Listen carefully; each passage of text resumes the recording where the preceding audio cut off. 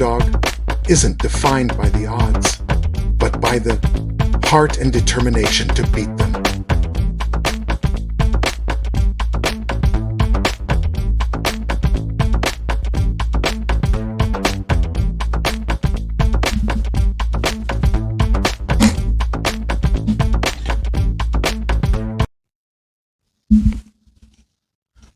Alright, we're ready to start. I edit this. I do all this stuff live, yo. So anything that you see right now is what you're gonna see when it come on. Yeah, Because cool. I don't edit. I want everything to be raw. Yeah. Like I don't edit. I that's edit, cool. but I don't edit. So I edit like I put the I put my logo, my little I do a quote that comes on before everything else and all my stuff on there. That's when I edit. Everything else be nice and clear, and I don't do all that other stuff. So my music usually be playing, but I add all that once I record, once I edit everything. So all right. So, welcome back to another episode of Full Court Dreams, the Underdawgs Voice, where we bring you the stories behind the scores straight from the athletes who lived them. I'm your host, Coach Q, and today we're joined by a truly inspiring player whose journey through basketball spans continents and culminates in championship glory from the courts of Owings Mills High School to the Owings Mills High School in Baltimore to the international arenas of Armenia and Switzerland. Please welcome Damian Archer to the show, everybody.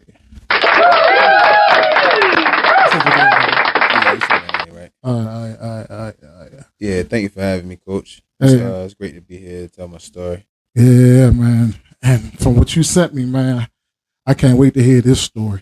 Because you know what we do. We try to get people on here to have good stories for people that's up and coming.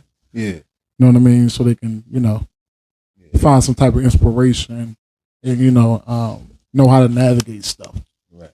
You know what I mean? As far as them going places and stuff like that. When they want to go. So you can lift that up if you want. Say it again. I was telling you can lift that up if Oh, you yeah, need to. go on. Like twist it and lift it up if you need to.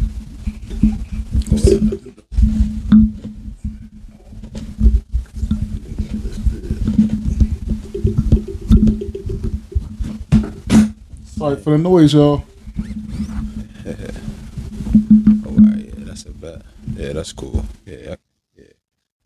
All right, sorry for the noise. Little microphone difficulties, but all right, Damon. So, you started your basketball career in Baltimore, right? Yeah.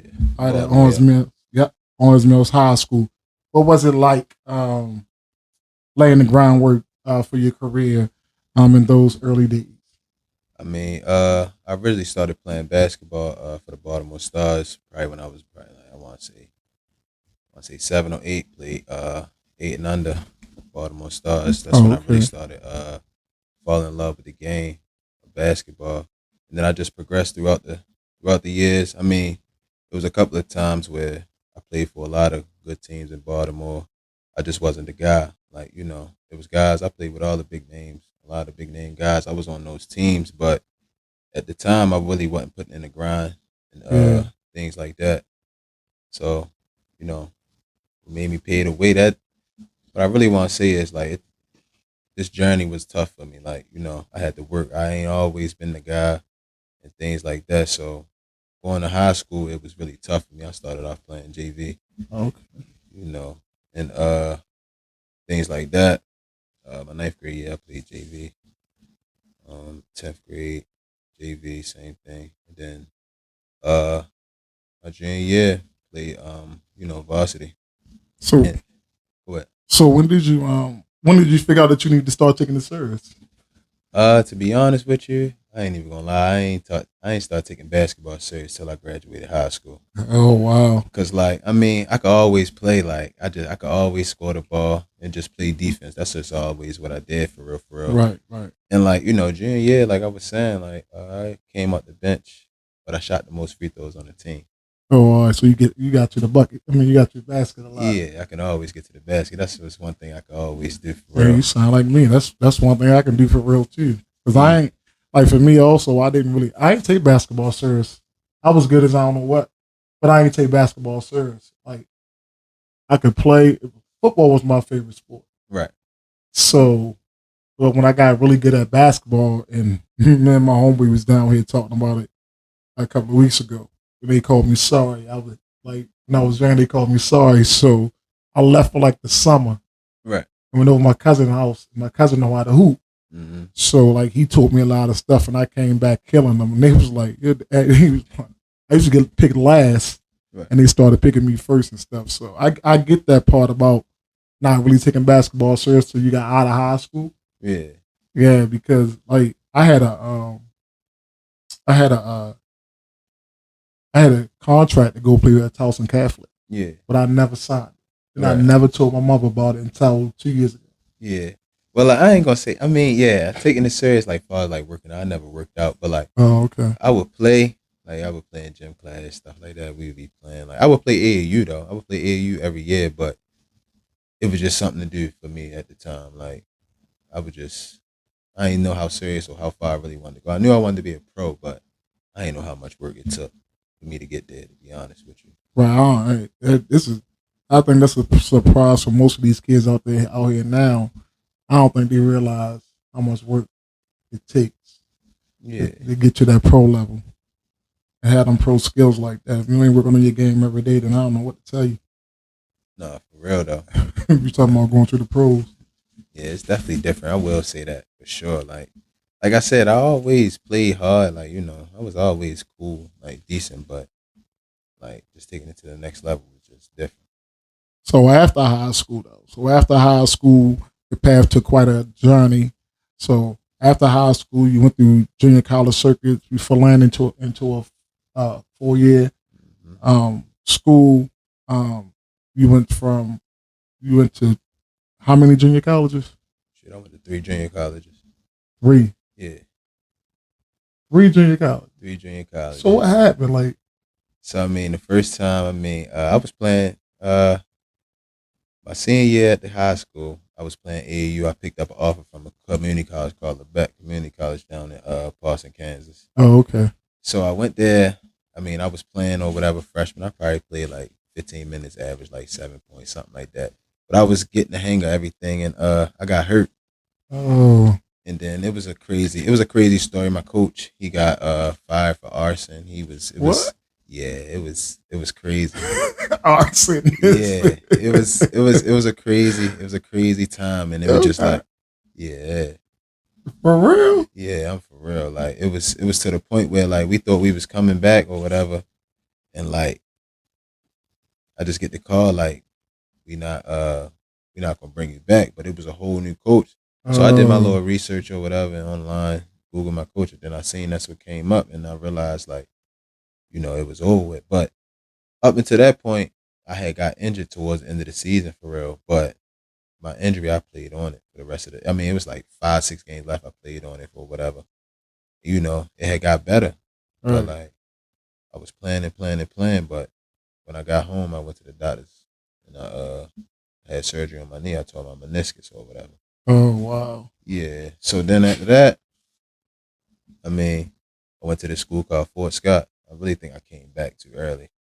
Went to the school called Fort Scott out there in Fort Scott, Kansas. Mm-hmm. I was on the team there. I was really like kind of like a walk on. Really. Oh, okay. Like, but then that situation didn't work. I got hurt there too. I left there. The same injury? Same injury because I think I came back too Came fast. back too fast, yeah. Yeah. That happens. Yeah, it was just too much at that point. So after that, I just took some time off. I took like the whole year off because I was up there only for a semester. I took the whole year off. And then, this coach called me. This coach wanted me when I came out of high school, for real. But I just I didn't want to go to New Jersey. It was a school in New Jersey. You didn't want to go in New Jersey? No, I didn't want to go to New Jersey. She went to Kansas. Yeah, I went to Kansas. I just wanted to go far as possible. Get away. Yeah, and that's what I be telling my girls when I go. I'm like, man, get up out of here. Like, yeah, go far as way as possible and like and enjoy life, man, and learn stuff from people, man. Like, stop staying around. Yeah, nah, for real though. Like that was my like in high school. I was just like, if I go to school, I just gotta go away far. Right. But then I mean, that was my last choice. Like that was my last option. Like I ain't had nothing else left. But he still wanted me. But it was a crazy story happened with that. They end up firing him. The same year? The same year I was supposed to go up there, they end up firing him. I called the athletic director. This is the only place I could go. Right. Call the athletic director because he signed me. I was like, is my scholarship still on it? And then they still honored my scholarship. Oh, so, that's good. Yeah, that was good. I got on like that, and I was killing. Me and my homeboy, I got him to come up there with me, and we were just killing. My homeboy, we were just averaging like, I think I averaged like 18. He averaged like 16.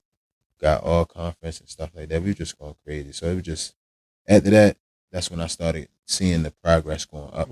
I started putting in work. Once I got injured, I'm not even gonna lie to you. I started seeing how much work I had to put in because I had to work double because I was injured. I felt like I was behind. You started missing basketball, didn't you? Yeah, I started missing basketball. Then I realized it could be over like that. Right, like that. And I think that's when we start to realize like, like I might can't play no more.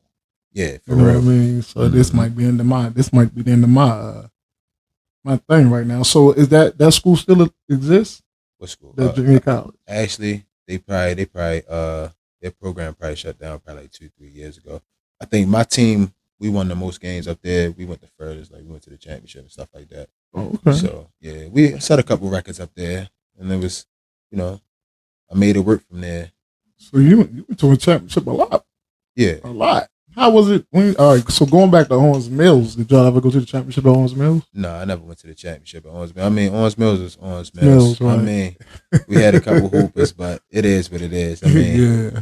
Right. Shoot, I used to walk to school every day, so it was just kind of like, it is what it is. Yeah, it's still like that. Yeah, for real. It's still like that at Owings Mills. Yeah. They get it together one day, hopefully. I mean, all this redistricting that's going on up and around here. So. Oh yeah, that'd be cool. I mean, it only makes sense though. Yeah, I mean, they'll get it right one day. Yeah. So what you just got finished telling me, man, that's quite a journey, right? So now you go from your challenges and your transitions you face moving through 3 different junior colleges. So then you end up at a 4-year college, right? Yeah. And that college was Miles College. Yeah, Miles College, HBCU. Okay. Yeah. In Alabama? Yes, sir. Okay. Miles College. For sure. Okay. Miles College. So down there, so what happened down there? What happened with that situation down in Miles? I mean, I went down there. I actually went on a visit one time. And, it went how I was supposed to go. I got a scholarship to go down there. Okay. I mean, the first year was kind of rough. We won like 7 games. Ooh. It was like 7-21. Ooh. I mean, we had a good team, but the coach, it just wasn't there. Like, he was just a little older and things like that. But we had a solid team. It's just like we ain't play together. You know how teams go. Like we wasn't getting blown out by nobody. We was losing close games because we ain't have like no structure or whatever. You ain't gel yet. Yeah, they ain't first year. Yeah, we ain't gel, and everybody was selfish. Like, you feel me? I still average like 10 points a game. Okay. 10, 11 points a game. You was more of an assist guy that? I mean, nah, I do it all. Like, I was doing it all. Rebounds, assists, steals. Just like how I play now. Like, yeah, I mean, I seen you at the, what is it? What do they call it? The little TBL. Yeah. I seen you at the team. Like I was telling you earlier, when I was there, it was like, you the only one that stood out. Yeah. Like, you don't like everybody else ain't stand out. I mean, it was like these dudes supposed to be professional, and I'm like, worst of my high school team. Yeah, I don't mean no harm, guys, but like y'all was struggling. Yeah. It was some struggles in there, man. I was like, oh my gosh, dude, y'all. I don't know what y'all be doing in y'all all the time, but they must ain't play basketball in a minute. Yeah, I don't know. I mean, I think guys be getting they be getting messed up about pro. They think just because they can shoot a little bit, dribble a little bit, they can be a pro. It's a lot more to it than that. Yeah, because I don't mean no harm when you got supposedly pros and the dude that's training you telling you to talk. Yeah. Like, yo, you a grown man. Like, I tell little girls to talk. Like, right. If you want to be a pro, shouldn't nobody have to tell you to talk. in a workout, man. For real though. Nobody shouldn't have to tell you to talk in a workout. Mm-hmm. Yeah, so you at Miles College. So what did it mean to you to succeed in both roles? Like as a, you're winning. Y'all won a SIAC championship. Yeah. Okay. But you also experienced some success as a coach. Yeah, I was assistant coach that. So like I was saying, we started off 721 my junior year. We like I told you before, like we got a new coach. Okay. My senior year, like it be seeming like every school I went to, it was something about a coach. Yeah, so we had the coach or whatever. We got the new coach. He came from a school called Benedict College. Yeah, he was a winning coach though. I can't even say he was winning over there. He came to Miles, and he brung his guys with him or whatever, and we had our like 4 or 5 guys or whatever. He brung his guys with him. I started off on 3rd string. What? Yeah, I started off on 3rd string. Like I was frying them. I think I was killing at like open gym and all that. I just really think it was just like my attitude towards like basketball. Like guys from Baltimore got that we don't care attitude. We don't care who you are. We gonna go at you attitude. Right. I was just giving that. Yeah, started off on 3rd string. We lose like the first 2-3 games. It's crazy. I went to the locker room. I went to his office. I'm like, "What's up?" He's like, "It's your fault. We lost these games because you sitting at the end of the bench." I'm like, "Man, you came to the end of the bench to get somebody. You know where I'm at on the bench for real." Right. So game after that, we went down. I remember it just like it was yesterday. We had to play Clark and Morehouse. Mm-hmm. Morehouse was ranked like 11th or 10th in the country at the time. Oh, okay. So we go down Clark. We beat Clark. I have a crazy game. I had like 15, like 6 assists, like 4 steals, something like that. And I came out the bench. Yeah, right. I changed my shoes at halftime. He was mad about that, but I ain't. Why you change your shoes at halftime? Cause like I had to. Like that's the only way I could play. Like we was wearing some like purple shoes. I really couldn't get jiggy. I was the only person on the team that wore their own shoes. Like you couldn't get jiggy with the purple shoes. Nah, I said I ain't wear no purple shoes. Yeah, nah. So we went down there. We beat Morehouse. We beat them. They was ranked in the country. So, and then after that, it was just a wrap. I started starting. Okay. You're telling I said at the end of the bench no more, did you? Nah. I started. I was at the end of the bench starting. I started starting. That's like that was crazy to me. Like, and then after that, we just started rolling. Like we went straight. Then we won the championship. Okay. That was that. We actually won the first championship in 121 years at the school. Ooh. That was the first one. 121 years? 121 years. First ever. First one to do it. God. Man, that's a major accomplishment, man. Yeah. So like, I said I broke a record. I ain't even from there. Like I set a record. You feel me? That's history. That's to go down forever. Right. That's to be the first team to win the SIAC championship at Miles. Like 100 and something years? Yeah. Ever.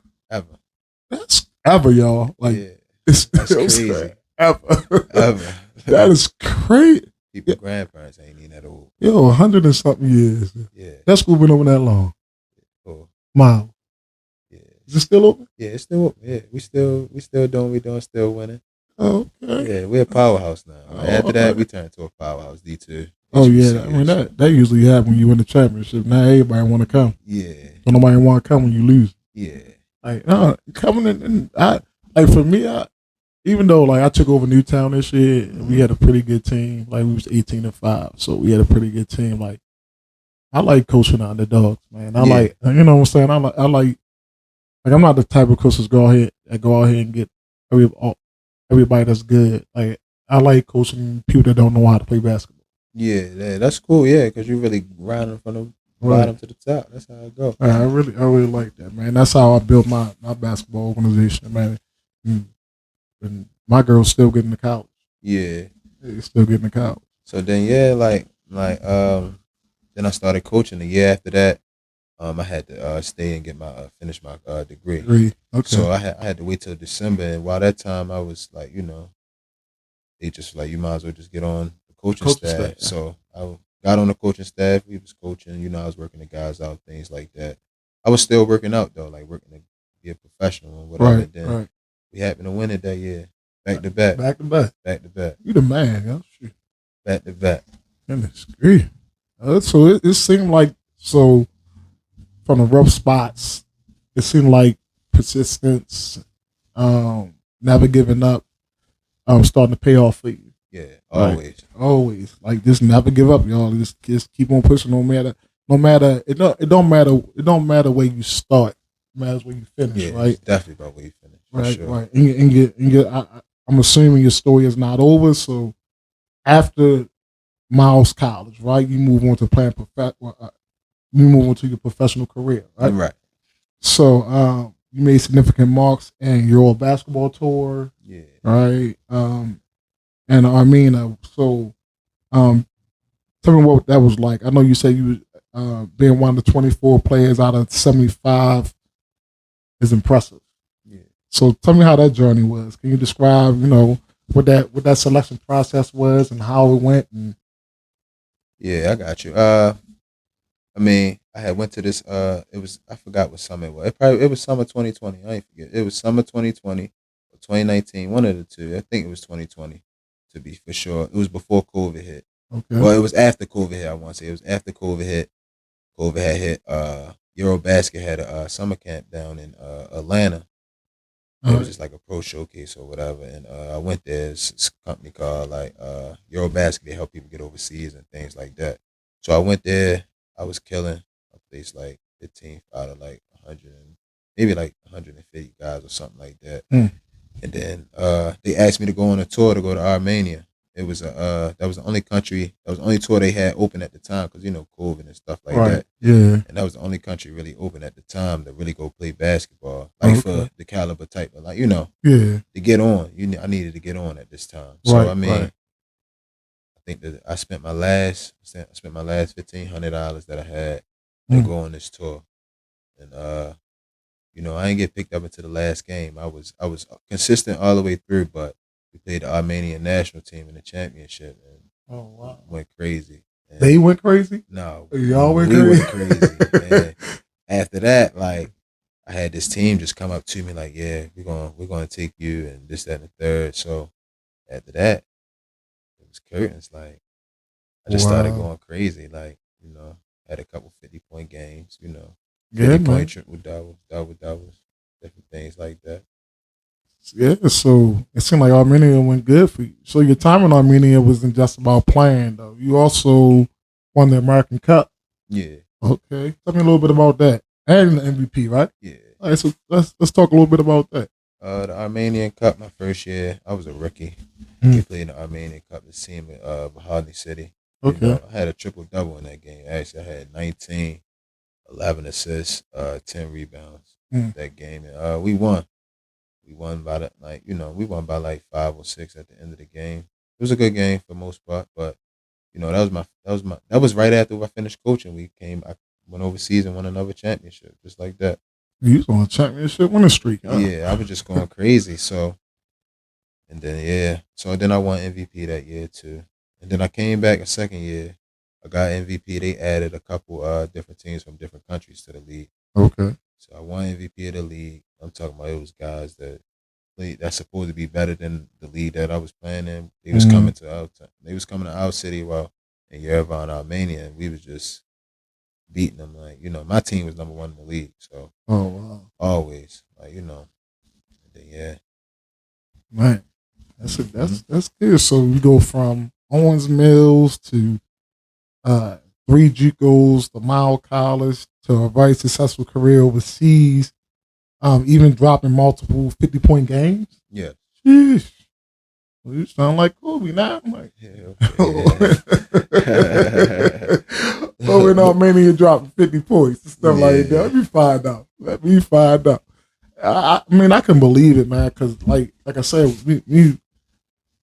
I think that was my first time watching you play in the gym, and then just how you control the court. Yeah. You know what I mean? While you was in there and you was trying to tell the other little guard, like, yo, why you shoot the ball? Like, and I'm looking at that dude like, yo, why you dribbling 500 times, yo? Yeah. Yeah, I know what you mean. Hey, like dribbling like 500 times. So like, why are you dribbling 500 times? Mm-hmm. But yeah, so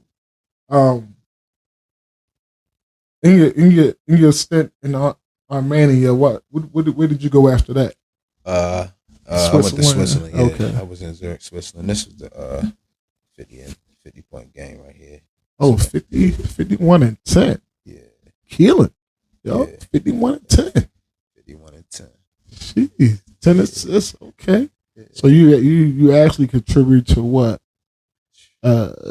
61 points. Yeah.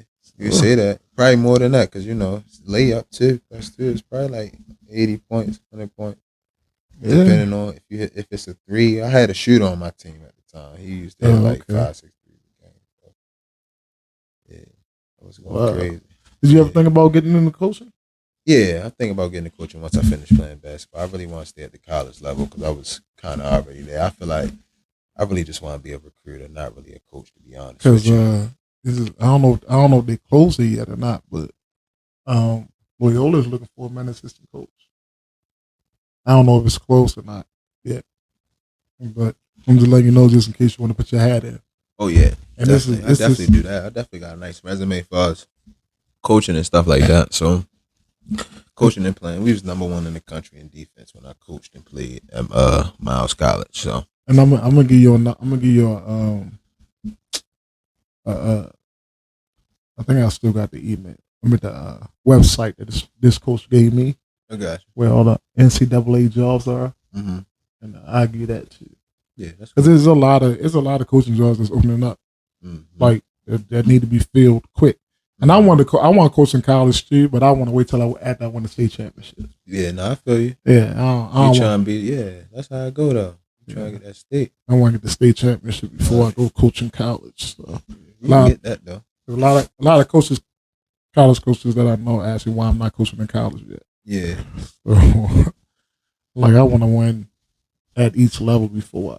Yeah. You know what I mean? No, I feel you. Yeah, I want to win at each level. So after your success in Armenia, you continued your career in Switzerland, and how did that experience in Armenia prepare you for your next stage of basketball? My experience in Armenia, it was just kind of like I just used that as a platform to like give, like, just to stay relevant for real. I mean, Armenia, we had some guys come through there. Like, it was a couple guys come through there. But I mean, I was always prepared to go to the next level because that's just how I train myself. Like, right. So, but in Armenia, I had the keys to the gym. Like, I was the man there. Like, I can't even lie to you. 51 points and 10 assists. Yeah. You got to be the man. I was the man there. So I had the keys to the gym. So it was like, right. Like I said, I was always working out. Like, if you can ask anybody that like ever played there, like, it was to the point where the guys was mad. They started complaining that because I had the keys and I was getting in the gym too much, and I was like, that's just how I was going. So it was just like my thing is, I'm in the gym, so I ain't nobody say you can't come in the gym. Like, why you just ain't come and join me? Nah, I ain't even gonna lie. If you wasn't on my team, if I ain't, you wasn't coming in there. Like, that wasn't going down. Like, you feel me? Like you ain't coming in there, man. Nope. Yeah, like my coach owned the league, so it was kind of like, oh, okay, yeah, that's crazy. Yeah, I wasn't letting nobody. That's just me though. Like, once I'm in there, you can come in there once I leave. Like, but once I'm in there, it's me. Wow, that's crazy. Nope, you ain't coming up ahead. That's real crazy. So, all right, so we after Switzerland and your successful career in Armenia and things like. So, what's next for you, man? What's next for you? Still trying to get back overseas, to be honest with you. But honestly, like what's next for me, if it don't happen, it's probably coaching. Yeah, probably just get into that. Like, not even really coaching for real, like I told you before. It's just mainly trying to recruit. Yeah, I just want to be a recruiter because I feel like I can just relate to a lot of players more than trying to coach them. And I feel like a lot of coaches don't relate to their players as much as, like, I feel like assistant coaches help a team be more successful than the head coach, because the head coach got a lot to handle. You got a lot to handle. So yeah, we lonely. Like, like head coaches are. We're lonely. We're the bad guy. Yeah. You know what I'm saying? Everything falls on us. Yeah. I got an assistant coach. I don't think that she really understands that. Yeah. You know what I mean? That everything falls on me. So some things I gotta override. Like, Yeah. no, we ain't doing that. And it is not to let you. It's not to say that you can't do certain things. Right. Because I like for my assistant coaches to be involved. Right. But sometimes I gotta say no.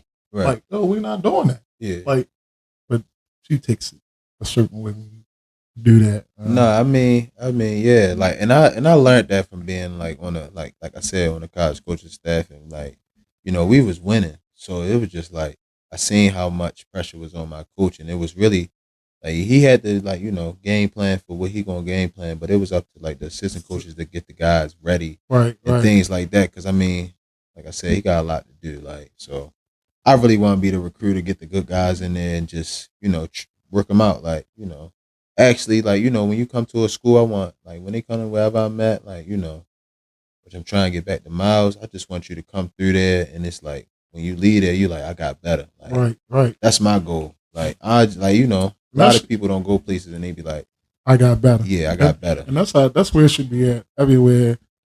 And that's the same thing like with travel basketball, AAU basketball now, and why one thing I understand is like these people is what we call them jersey stackers. Mm-hmm. You know what I mean? Jumping from one team to the other team to the other team to the other team. Yeah, it's like you should no matter where you go at, you should do your research. You should evaluate. You should ask other people that been with them, like, have you gotten better? Yeah. And I don't think a lot of people understand that it's about getting better. Yeah. It ain't about what team you're on. It's about what that organization or what that coach doing for you to get better. Yeah, because it don't matter which level. I mean, that's where a lot of guys go wrong at. Right. I mean, they be thinking, oh, I can't go D3, I can't go D2. It's just D1. Like, a lot of guys fail to realize they're not going to be able to go D1. Some of them not even going to be able to play D2 or D3. Like, right. And that's what people fail to realize. They be like, oh, it's D3, but a lot of you players can't even play there. Like, exactly. And so they don't know how tough D3 games are, especially now. Like, I think the next couple of years, especially girls and boys basketball, because of the way the transfer portal is, right? D2 and D3 is going to get more competitive. Yeah, most definitely. D2 already crazy competitive as is, so it's just like because D3. I mean, they got some teams in D3 though. Like, that's what people be failing to realize. Yeah, like because there's a lot of kids in D3 that should have went to D1. Yeah, that could have went to D1. Could have went to D1, but they just ain't. Right, some of them just ain't want to leave home. Right, it's just stuff, different things like that. Right, and there's a lot of kids in D1 that should not be playing D1 basketball. Yeah, most definitely. Should not be on a court playing on D1. Shouldn't even be in a school right now. Yeah, no, that's how it be though. I mean, like, that'd be good. That's a give or take though. It's all about who you know. But like, you know, people just don't be understanding like the process of it though. Yeah, they don't want to understand the process. They just they listen to all the hype that people feed them. Yeah, and the hype gonna leave you sad. Sad and alone and by yourself and home. You're gonna be at home. Not doing nothing. Nothing at all. Just chilling. Like, chilling at home. I be seeing a lot of guys like that. Like, you know. Yeah. A lot of young guys like that came underneath me. So it's just like they had so much potential, and it's just like because they ain't go D1, he's just sitting home. Yeah. Or they just like, you know, somebody wasn't like feeding their ego or whatever, and it was just like, well, I ain't going here. This school, I'm better than this school. Like, some kids be thinking they better than JUCO. Like, I went to 3 JUCOs. I was trying to get on. I don't care. JUCO competitive too, man. Yeah. Most definitely. I played against a lot of guys. Most definitely. Every college is competitive. Mm-hmm. College basketball is competitive. Period. For sure. Go wherever you can get in, fit in, and then go where you're wanted. And that's what I tell people. Like, go where you're wanted. Like, if a coach constantly calling you and talk to you, they really want you. Yeah. Like, you got a coach that's calling you once every month. Yeah. You done got 20 other freaking people that, you know what I'm saying, they can take. And that's what I tell my girls, like, go where you're wanted. You're going to go where you're wanted and you're going to play. Right. Like, go where you're not really wanted and they just recruiting because you got 20 other offers. Like, people don't know the games that colleges play. Yeah. Like, they see one player with 20 offers, oh, she must be good. So yeah, I'm we going to to offer. Yeah. You know what I mean? Really want you. Yeah. Yeah. So, and that, So that's the way colleges advertise also. Mm-hmm. You know what I mean? Yeah. That you offer, then I'm gonna offer, then another college gonna offer. So colleges, like people gotta know these college coaches play the game just like the kids do, because the kids put all that offers. I got this offer, I got that offer, I got this offer, I got that offer. Like some of them don't even be real offers. I don't know some. I don't think some of these parents know what a real offer is. Right. And their kids just be posting it up on Instagram and on that page. Mm-hmm. And coaches don't really try to call people up like, man, I ain't really offer you because 7th grader, you got 12 offers. Really? Yeah. That coach might not even be there by the time you get there. No, that's true though. Yeah. So why would they offer you at this age? Yeah, at that age, man. Like, because when I taught the college coach, they said, look, we can't talk to no kid until they're in 11th grade. Right. That's what they tell me. Like, yeah, that makes sense though. Right. They say we can't talk to no kids until they are in the 11th grade. We can't have they can contact us, but we cannot contact no kid until they're in 11th grade. Mm-hmm. And they had a tournament and they talked to your parent and some of these parents, oh, I just talked to Gino and he just said you're really good. And then the kid gonna go post that as an offer. Yeah, that's not no offer. That's just just keep up the good work. Right. Yeah. Right. I just got an offer from Connecticut. I'm like, okay. By the way, I've been down there to Connecticut before COVID hit. Mm-hmm. Like I went to one of their practices. Mm-hmm. Me and my assistant coach, man. I don't know why people think Gino was a bad guy. He one of the best coaches I know. Yeah. And he a very good person. Mm-hmm. Really good person. Really cool. All right. So I'm about to ask you about this. So, I guess Baltimore is a couple of semi-pro teams. You ever played in the Brunson League? Yeah, I played in the Brunson League. BJ and no, I played on hard over height with Heads. Oh, okay. Heads and them. Yeah, I was on that team. Oh, okay. Yeah, okay. Yeah, I played in the Brunson. We got buckets in there. That's a very competitive league. Yeah, it's cool. Yeah, it's been around for a minute. It's hit or miss though. Like some games gonna be thick. Yeah. Some games gonna be thick. Like a couple games I played in probably like 2 summers ago was crazy. Okay. We probably had one of the best games when we played against Gill. All right, so we've got the Brunson League here. It's another league that be here in Randallstown, and now they're trying to bring TBL. Mm-hmm. Yeah. So again, a couple of weeks ago, this is how me and you met. I had TBL come to my gym and do a little workout. Again, you're the only one that they picked. Right. And shine. So how was that experience for you? I mean, that experience was cool. I mean, the team was Baltimore Venom, but it was the number 1 team in the TBL, I think, in the Atlantic Northeast region. It was called the Flying Cows or whatever. Okay. I mean, they asked me to come up there, went up there, I made the team or whatever, but it just didn't work out how I wanted it to work out. So it just I just told them, like, this ain't going to work, because I felt like it was a waste of time at the time. Right, and this all the way out Frederick, yeah, right? it's always out Frederick. I was driving an hour to practice and stuff like that, and I didn't see nothing. I wasn't going to get nothing out of it. I mean, yeah, I could have waited till next year and things like that, but who's to say, like, I'm going to be there next year? Like, I might get a different offer, a better situation for me. So it's just like, sometimes right now in life, I'm just doing what makes sense for me. So, and that's what you got to do sometimes in life, and go with what makes sense. Yeah, I just look at it like this too, though. I mean, if you seen what you like, because I didn't I was just there for the TBL. Like, of course, I was there to work out, but I was just to try to get my name out there to see what, I never played in the TBL. I never tried out for no TBL teams or nothing of that nature. Like, I just straight was overseas. So this was just like my first time. So I was just seeing how I was going to go. Mm-hmm. They said a new team, Baltimore. I'm from the hometown. Okay. And then they just happened to be there. So the older guy that was talking, at the end, is he the coach for that team? Yeah, he the coach for the Flying Cows out in Frederick. Oh, okay. Yeah, he was. They was saying, like, they personally was coming up to me, wanting me to play out there and things like that. So it was just like, I get there, it wasn't that. Right. So it just good with that again. He was the winning. He said he was a winning coach. Yeah, he's definitely a good coach, but right now, just not the right situation for me to just be, taking that ride, and there's no benefit of it. Right. You feel me? It's not like at this point in my career, it's not like I'm trying to get on. Right. I've been on. Right. Oh no, I get it. So they changed the name, or both the teams play out there?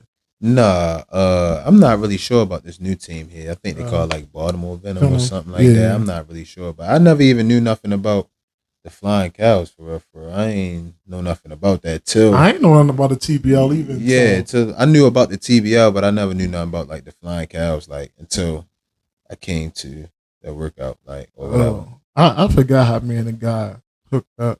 I think it was online or something. He was asking me something about Baltimore basketball. Because I was thinking about doing a little documentary for Baltimore basketball. A little documentary with a couple of teams. I was gonna pick like 30 kids that don't know how to play basketball and train them.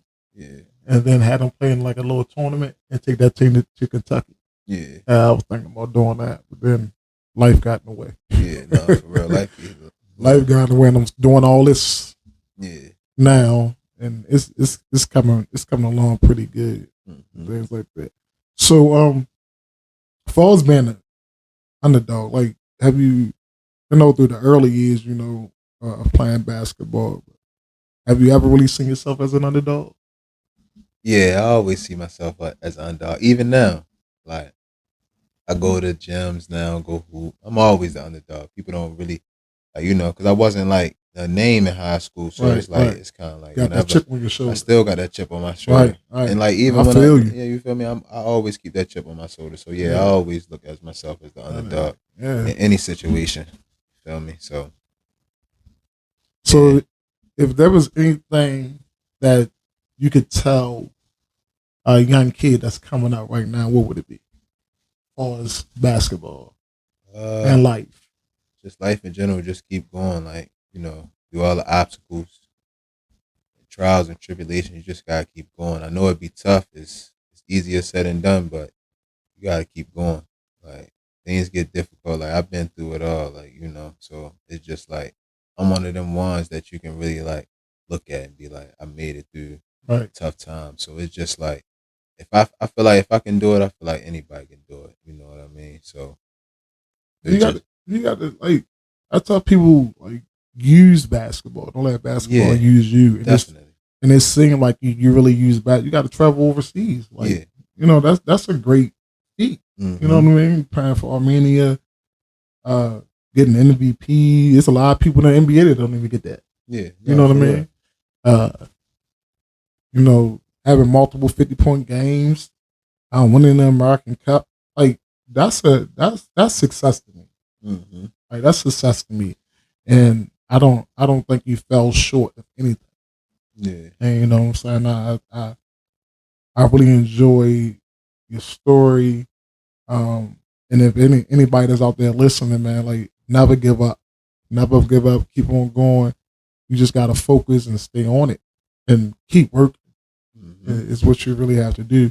It's a grind. And if you ain't grinding, I'm gonna put what Ice Cube said. Ice Cube said, if you ain't grinding for something for 5 years, you ain't doing nothing. No, for real. You ain't doing nothing. Like people don't realize it don't happen. Or it's gonna take you for at least 5 years to really see, how stuff gonna work out. So you can't give up. You gotta keep on grinding no matter how bad it get or anything like that. Like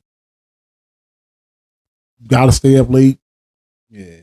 Wake up early. Yeah, I will say that. That's one thing I really will say. Like it was like when I was in college, like towards like the end of my senior year, like when I was trying to go professional, like it was to the point where I was waking up at like 3 or 4 in the morning going to work out. I was making like almost 1,000 shots a day. Like it was to the point where one of the assistant coaches on the team was like, you like a machine. Like we would be going on the road to go coach a game. Mm-hmm. When we get back to the gym, I'm on the gun working out.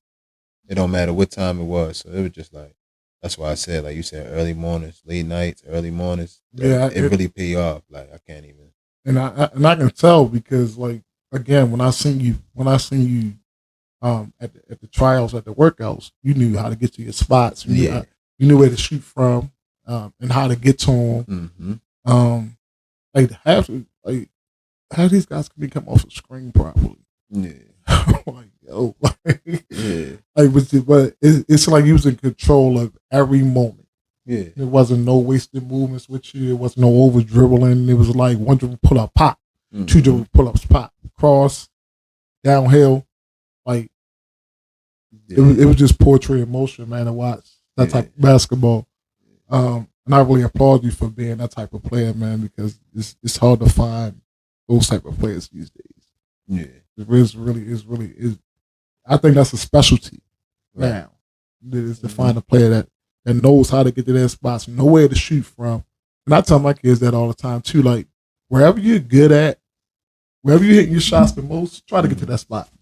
Yeah. Try to get to that spot. No, for sure that. Right. Try to get to that spot. Wherever you get at shooting from, try. If you're good on the right side of the court in that corner, try to get to that spot as much as you can. Nah, you gotta get to your favorite spot. That's one thing I do all the time. I just get to my favorite spot. Right, I like the one dribble pull up. That's just me. I get to it. Right. And I don't know why. Like, yo, that is like, don't nobody like it. Like, and I teach it a lot when I'm training. Yeah. One dribble pull up. Huh? One dribble pull up. Yeah. Get to that elbow. Boom. Especially as a guard. Mm-hmm. Like, come out the screen, get to the elbow. Push that ball to the elbow. Come out that screen, get to the elbow. Yeah. One dribble pull up. Like, especially if you're a small guard, you gotta know how to do that. Right? Nah, for real though. And we got a lot of small guards, so I be telling them, yo, come out that screen, get to that one dribble. Get to that one dribble pull up. Push That's the the ball go-to out. right there. That's that move. I just feel like that move just unstoppable, especially if you can get to it. Especially, I feel like that's my go-to move. I don't think nobody can stop me from getting to my one. That because you can get off of the you can get to it off the screen. You can get to it off a pump fake. You can get to like a jab step. You can get to it. Yeah. So there's a lot of things you can do to get to that one dribble pull up, man. And now one dribble pull up, you can do so much behind it though. Right. No. I can get to the cup. Right. It's just too much I can do with that. Like, right. You just cheat my ass. How you feel about 2 feet? 2 feet? Everything. I play off 2. Play off 2. I play off 2. I don't really. I mean, I could do both, but I play off 2 because it gives me like more stability and things like you that. Do more things. I can do more like like you said, playing off 2, jump stop, you can move around. Right, pivot, pump fake, everything. Like You don't gotta worry about your pivot foot. Yeah, you ain't gotta worry about traveling and stuff like that. You ain't gotta worry about no calls. Yeah. I be trying to get my girls to do it like, yo, you go to the basket, land on 2. Yeah. Land on 2. Coach it, nope, land on 2. Yeah. Land on 2, 1. Right. Somebody can knock you off balance. I feel like 2, you got more balance with 2. And then the layup is the most missed shot in basketball. For real? The layup. No, I believe that. The layup, because especially in girls, because they be running too fast and just bounce they the ball just throw that out. But the layup is the most missed shot in basketball, man. Yeah. Yeah, so that's why I tell my girls, jump stop. If a girl come behind you, jump stop, give her a fake, get in the air, bumper, boom. Mm-hmm. If you miss, you get in the free throw line. Yeah, facts though. I ain't lying about that though. Hey, like, use that, man. Use that. Now, people wonder how, like, Brunson got so good. Mm-hmm. Like, he work off of 2 feet. Yeah, he hoops. Yeah. Yes. Yeah, he hoops. He hoops. And going to, went to Villanova. Mm-hmm. That's all they did was everything was off of 2 feet. That's a good coach at Villanova. Right. Yeah. Everything was off 2 feet. And they asked him, they said, did your father teach you? Say, yeah, my father taught me how to go off 2 feet, but it ain't really, what's the name? I didn't really get it until he got to Villanova. Yeah. That's when he really got it, when he started practicing and stuff like that. So, yeah, it's crazy, man. It is crazy. But yeah, man, it was real, great having you, thank you for coming and sharing your story, your inspirational story with us. Yeah, most definitely. Wish you luck in your, future endeavors, man. I hope you can really, you seem really genuine in what you want to do, man. And you've been through some stuff and you got through it. You achieved some stuff, man, that I can say a lot of people haven't achieved. That I know that's playing basketball that was really good. Mm-hmm. So I really appreciate you coming through, telling us your story. It's clear that you're not only chasing your dreams, but you courting Ryan even further. Yeah. Right, and you'll keep on running. And I'm really glad to hear that you want to get back. Yeah, man, to most help definitely. And help these guys. That's definitely what I want to do. For sure. Yeah, so if you ever want to come to my gym, man, let me know. Yeah, definitely, I got you. Yeah, you ever want to come to my gym, man, let me know. Work out when I'm there. We got a guy that's coming that was at the thing. He wanted me to train him. Mm-hmm. I trained Joseph. Yeah. Joseph White. Yeah, I trained Joseph before he went to college. Because that's a long story between. He was here. He was on the show too, not too long ago, man. But yeah, but all right. But like I said, for coming out, man, I really appreciate it, man. And any last words? So all right, I always ask everybody this. Top 5. Top 5 what? Top 5. All right, so let's do this. So this year, a lot of people was like, I don't know no boy college players. I know more women college players than I do boys college players. Yeah. I only watch girls basketball. I only watch female basketball because of the fundamental part of basketball, and I coach it, so yeah, I'm used to that. So all right, top 5 female basketball players in college. I ain't even gonna lie. I be so locked in with like getting to where I'm going. Yeah. It just be like I don't be having no time. Like I watch a lot of basketball, but I don't be into all the names. How about the guys? Nobody. Nah, I mean, I feel like college basketball, like you said, it's more women. They love more like women's basketball. Like it's not the same no more from when I was coming up watching basketball. Like, it's like too much transferring. Like guys going to school that they not supposed to go to. Like they not good enough to like it's just all over the place at this point. So it's like when somebody was upsetting somebody, it was big. But nowadays it's like.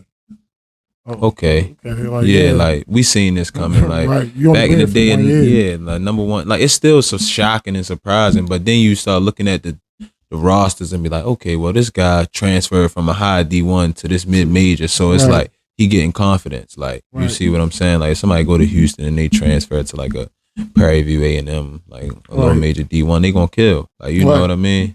Just like so, yeah. That's pretty much it, really. Yeah, the dynamics of college basketball now. Yeah, it's just different. Like I feel like now it's just all about the NIL deals. So ain't nothing wrong with that though. You going where you can make the most money. Yeah, I mean, cause like a lot of people not gonna play basketball after college. So I mean, I really can't fault people for doing that at the end of the day. Cause you gotta think about life. Like back in the day, once you was finished college basketball, like that was it. But nowadays, you got the chance to make a little money. It just depends on what you do with it. But they're giving you a chance to be successful when you finish playing college basketball. So, I mean, I understand people chasing the bag. I really do. Yeah, I understand it too. But I think it need to be a medium somewhere.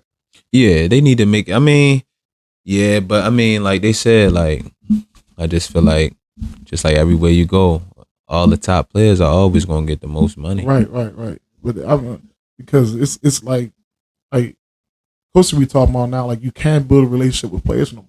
No. Because if I'm going to recruit you, I don't even know if I'm going to have you next year. Right. Yeah, after that. Right. And stuff like that. I mean, I mean, that's why I said it's difficult now. You can't build a relationship with players. I mean, but that's only at the high, the top of the line.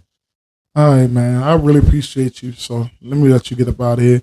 Hey, thank you all to all our listeners for tuning in to Full Court Dreams, the Underdog Voice. Remember, every underdog has his day. Every shot not taken is a missed opportunity. Keep pushing, keep playing. Until next time, keep your dreams big. Don't forget to follow and subscribe to us on Spotify, Amazon Music, iHeartRadio, and YouTube at Coach Q. Thanks for coming. See you later.